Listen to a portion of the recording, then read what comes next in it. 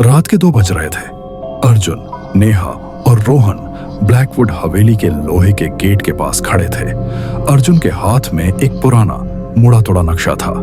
अर्जुन शांत लेकिन तीव्र फुसफुसाहट में, ब्लैकवुड हवेली, इसे शहर के रिकॉर्ड से 70 साल पहले मिटा दिया गया था। जो अंदर है वो सिर्फ $500 मिलियन का कैनवास नहीं है। नेहा, ये एथवॉइड है। 1950 में इसे बनाने वाला कलाकार इसी हवेली में गायब हुआ था। हमें इसे बिना देखे बाहर निकालना है। नेहा एक इलेक्ट्रॉनिक लॉक को बाईपास करते हुए जवाब देती है। नेहा आंखों में चमक के साथ, अर्जुन, तुम भावुक हो रहे हो, इसे कवर में ही रखो, मैं यहां सिर्फ कीमत के लिए हूं। जैसे ही वे मुख्य हॉल में प्रवेश करते हैं, रोहन का टॉर्च कांपता है। रोहन कांपते हुए, दोस्तों, जीपीएस यहां काम नहीं कर रहा। मुझे बहुत जोर से तारपीन की गंध आ रही है। इतनी पुरानी जगह में पेंट की गंध। वे एक बड़े अंधेरे कमरे में पहुंचते हैं। कोने में एक कपड़ा ढका हुआ आयताकार फ्रेम एक ईजल पर रखा है। अर्जुन, वह रहा, द डेवोरिंग वॉइड। रोहन, तुम गार्ड दो। नेहा, तुम कवर हटाओ, मैं इसे क्रेट में डालता हूं, कोई इसे देखेगा नहीं। रोहन के टॉर्च की रोशनी फ्रेम पर पड़े कपड़े पर पड़ती है। कपड़ा धीरे से हिलता है। रोहन डर कर पीछे हटता है और गलती से ईजल को धक्का देता है। कपड़ा थोड़ा खिसकता है और रोहन की नजर पेंटिंग के किनारे पर पड़ती है। रोहन अपनी आंखें मलता है जैसे उसने कुछ भयानक देखा हो। रोहन फुसफुसाते हुए, नेहा, क्या तुम यहाँ की हवा में रंग सूखने की आवाज सुन रही हो? नेहा फ्रेम को ठीक करने की कोशिश करती है, लेकिन उसका हाथ पेंटिंग के पिछले हिस्से कैनवास को छू लेता है। वह ठिठक जाती है। नेहा ठिठक कर, देखो, कैनवास पर यह दरार, ये वही दरार है जो बाहर मेन हॉल की दीवार पर थी। लेकिन पेंटिंग पर दरार एक जैसी कैसे हो सकती है? अर्जुन ने उन्हें शांत किया। ये सब पुराने घर की बातें हैं, चलो अब यहां से निकलते हैं। वे भागने के लिए मुड़े, लेकिन जहां दरवाजा होना चाहिए था वहां अब केवल पत्थर की एक निर्बाध दीवार थी। रोहन चीखते हुए, दरवाजा कहां गया? हमने अभी यहीं से प्रवेश किया था। नेहा, मेरा जीपीएस भी पागल हो रहा है। यह दिखा रहा है कि हम अभी भी हवेली के बाहर सड़क पर खड़े हैं। अर्जुन, यहां कुछ सही नहीं है। हवेली ने अपने आप को बंद कर लिया है। नहीं, यह पेंटिंग कर रही है। इसे खोलो मत, भागो। वे भागते हुए हवेली के पीछे के कमरों में गए, जहां भ्रम गहरा गया। अर्जुन एक सीढ़ी पर कदम रखता है और फिसल जाता है। जब उसने टॉर्च चमकाई तो उसने देखा कि लकड़ी की सीढ़ियां अब नीले और हरे रंग के गाढ़े अपारदर्शी पेंट से ढकी हुई थी।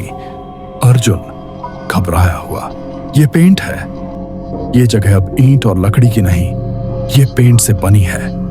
नेहा एक कमरे में भागी जहां उसे एक विशाल पुरानी घड़ी दिखाई दी, लेकिन उसके कांच के पीछे उसके खुद के चेहरे का प्रतिबिंब देरी से दिखाई दिया। और जब वह हिली तो उसके प्रतिबिंब के चेहरे पर गहरे भूरे रंग के स्ट्रोक थे जो खून की तरह दिख रहे थे। नेहा फुसफुसाते हुए, सदमे में, हम पेंटिंग के अंदर हैं, हम कैनवास हैं। रोहन का डर चरम पर पहुंच गया।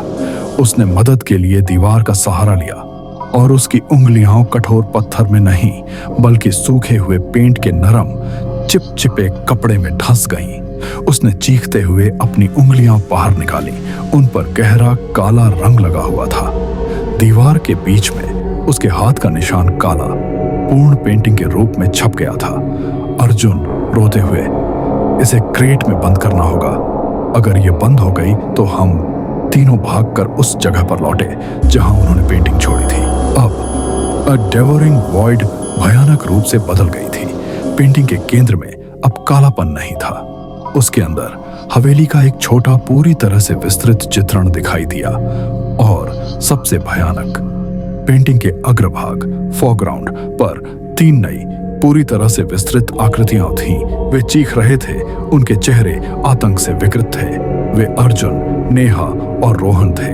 अर्जुन आंखों में आंसू के साथ, यह हमें खा नहीं रही, यह हमें पेंट कर रही है। रोहन ने आखिरी बार भागने की कोशिश की। वह हॉल के केंद्र की ओर दौड़ा, लेकिन बीच में रुक गया क्योंकि उसके पैर अब गहरे चिपचिपे फर्श में डूब चुके थे। वह चीखा, लेकिन उसकी आवाज एक कुचले हुए ट्यूब से निकलने वाले रंग की सरसराहट में बदल गई। उसका शरीर नीचे से ऊपर तक जमने लगा। उसका मांस हरे और भूरे रंग के स्ट्रोक्स में बदल गया। नेहा ने अपनी आंखें बंद कर ली। वह महसूस कर सकती थी कि उसका शरीर कठोर हो रहा है। नेहा शांत लेकिन डरी हुई। तो यह था द वॉइड। अर्जुन पेंटिंग की तरफ लपकता है ताकि उसे बंद कर सके, लेकिन उसके हाथ कैनवास के रेशों में समा जाते हैं। उसकी चीख एक तीव्र गीले ब्रश स्ट्रोक की आवाज में दब जाती है।